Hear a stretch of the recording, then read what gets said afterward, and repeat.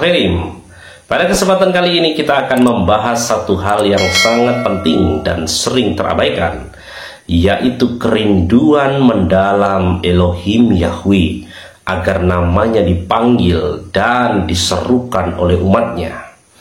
Seperti yang tertulis dalam 1 Tawarik 13 ayat 6. Di dalam ayat ini kita melihat bagaimana Raja Daud dan seluruh bangsa Israel dengan sukacita membawa tabut Elohim, tempat di mana nama Yahweh bertahta. Hal ini menunjukkan bahwa Yahweh tidak ingin namanya dilupakan atau disembunyikan, tetapi justru diakui, dihormati, dan diserukan oleh umatnya di seluruh bumi. Namun mengapa di zaman ini banyak orang yang justru melarang penyebutan namanya? Mari kita telusuri bersama kebenaran sesuai kitab suci, bukan di luar kitab suci, dan temukan betapa pentingnya menyerukan nama Yahweh dalam hidup kita.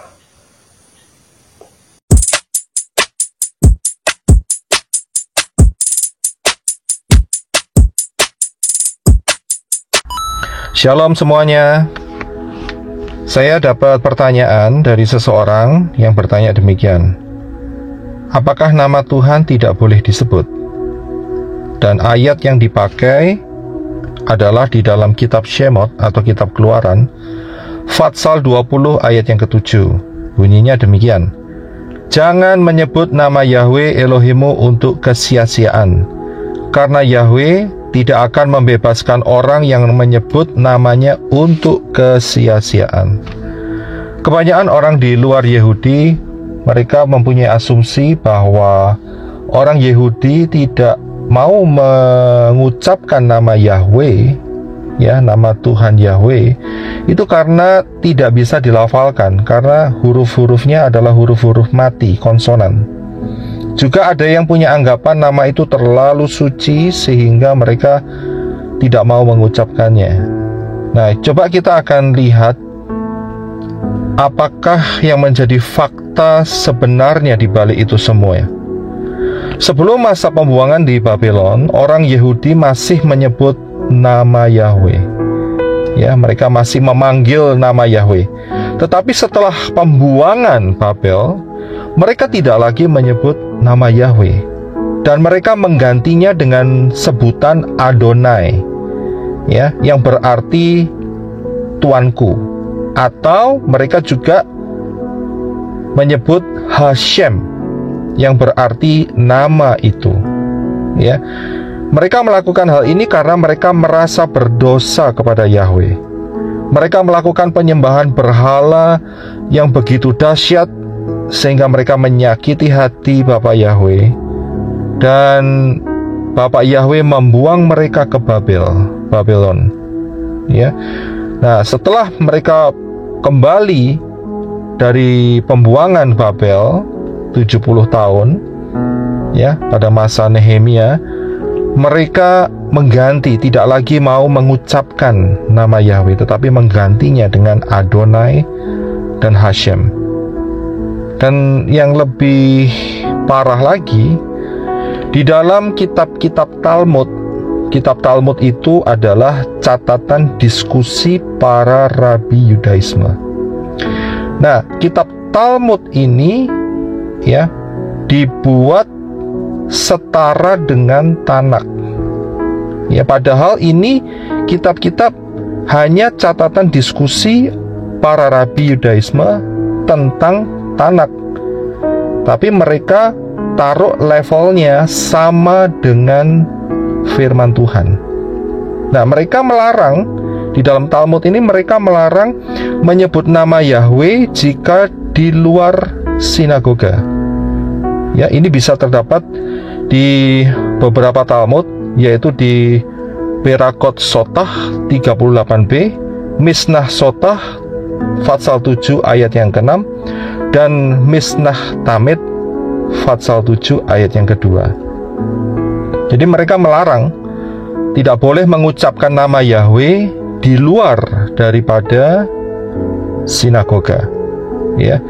Nah, sebetulnya kalau kita lihat, ini adalah cara si Satan supaya umat manusia itu nggak tahu dan juga tidak kenal akan nama pencipta langit dan bumi, yaitu Yahweh. Ini adalah upaya daripada si Satan dan malaikat-malaikatnya yang jatuh, ya, malaikat-malaikat yang dibuang dari sorga karena mereka memberontak kepada Bapa Yahweh, supaya umat manusia, orang-orang tidak lagi mendengar nama ini, tidak lagi kenal nama ini, ya. Dan sebetulnya kalau kita lihat yang dilarang di dalam kitab Shemot atau kitab Keluaran tadi, pasal yang ke-20 ayat yang ke-7, adalah kalau menyebut nama Yahweh untuk kesia-siaan. Itu saja yang dilarang. Contohnya, misalnya nama Yahweh dibuat lelucon. Ya, ini yang tidak diizinkan oleh Bapak Yahweh. Ada orang yang di atas mimbar mereka melecehkan nama Yahweh, diganti yang aneh-aneh, ya. Ada yang, ya saudara, saya nggak berani menyebutkan lah. Dan juga ada yang untuk kepentingan politik, ya, mereka menggunakannya untuk kepentingan politik. Dan juga ada yang menggunakannya untuk hal-hal yang tidak mengagungkan Bapak Yahweh di sorga. Nah, ini adalah hal-hal yang tidak diizinkan oleh Bapak Yahweh, ya, untuk hal kesia-siaan. Nah, kalau kita mau lihat sebetulnya apa sih isi hati daripada Bapak Yahweh, kita coba lihat di dalam kitab Tehillim atau kitab Mazmur pasal 105 ayat yang pertama. Dikatakan demikian, bersyukurlah kepada Yahweh, serukanlah namanya, beritahukanlah perbuatan-perbuatannya di antara bangsa-bangsa. Ya, coba kita lihat satu ayat lagi. Di dalam Dibre Hayamim Aleph atau 1 Tawarikh 13 ayat yang ke-6 berbunyi demikian. Kemudian Daud dan seluruh orang Israel berangkat ke Baala Kiryat Yeraim yang termasuk wilayah Yehuda untuk mengangkut dari sana tabut Elohim Yahweh yang berdiam di antara para kerub, garis bawah ini, yang namanya itu diserukan. Ya, jadi ini adalah kerinduan daripada Bapak Yahweh untuk namanya diserukan, untuk namanya diperdengarkan, supaya banyak orang mendengar dan boleh menjadi percaya kepada Bapak Yahweh. Karena apa?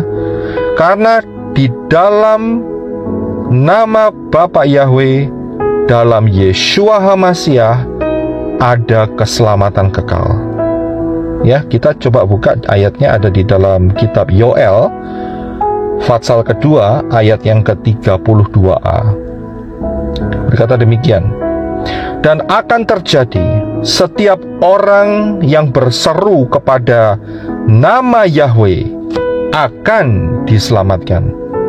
Jadi setiap orang yang berseru kepada nama Yahweh akan diselamatkan. Setan atau malaikat-malaikat yang jatuh, pengikut-pengikut daripada Lucifer, mereka tidak mau manusia diselamatkan. Setan atau Satan mempunyai agenda mencuri, membunuh, dan membinasakan.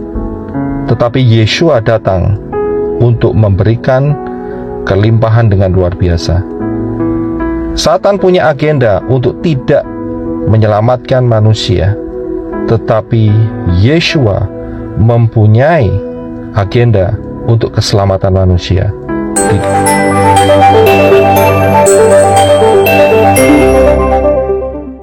Apa kata firman bagi orang yang menolak Yahweh? Yang pertama, pendusta dan nabi palsu. Yirmiyahu pasal 23 ayat yang ke-26 sampai 27. Atmatai hayas belef hanfiim nifei hasaker unfei tarmit libam. Haksavim lehaskiak et amismi bakalomotam asyer yesapru isrehu ka asyer saku avotam etsmi babaal. Sampai kapan hal ini ada di dalam hati para nabi yang menubuatkan dusta? Mereka dalam hatinya adalah para nabi pembohong yang berencana untuk membuat umatku melupakan namaku dengan mimpi-mimpi mereka yang mereka ceritakan seorang kepada sesamanya, sebagaimana yang leluhur mereka telah melupakan namaku karena Baal. Yang kedua, pendusta dan antikris atau Soten Hamasyah. 1 Yohanan 2 ayat yang ke-22. Mihu hakosef biltiham kakes be Yeshua lemor kilo Hamasyah huzehu Soten Hamasyah ham kakes baaf ufabem. Siapakah pendusta itu jika bukan dia yang menyangkal Yeshua itu bukan Mesias? Inilah antikris atau Soten Hamasyah yang menyangkal Bapa dan Putra. Kenapa antara Yeshua dan Yahweh tidak bisa dipisahkan? Yeshua itu Yahweh yang turun ke bumi dalam wujud manusia. Seperti apa yang tertulis di dalam kitab Lukas pasal 2 ayat yang ke-11 pesita berikut ini. Bahkan Yahweh, Yeshua, dan Ruach HaKodes itu satu adanya. 1 Yohanan 5 ayat yang ke-7. Kislosa hamidim basamayim haaf wehadafar Weruah HaKodes uslaktam ekhathema. Sebab ada 3 yang bersaksi di surga, Bapa, Firman, dan Ruach HaKodes. Dan ketiganya ini adalah satu. Demikianlah sahabat-sahabat dari 1 Tawarik 13 ayat 6. Kita telah melihat betapa besar kerinduan Elohim Yahweh agar namanya diserukan, bukan dilupakan atau dilarang. Marilah kita sebagai umatnya dengan penuh kasih dan hormat terus memanggil namanya dalam setiap doa dan penyembahan kita. Karena ketika kita menyebut namanya, kita mengundang kehadirannya yang penuh kuasa dalam hidup kita. Terima kasih telah menyaksikan. Jangan lupa untuk like, share, dan subscribe agar kita bisa terus belajar kebenaran firman Elohim bersama. Bapa Yahweh, Beshem Adoni Yeshua Mashiach Ruach HaKodes memberkati kita. Shalom.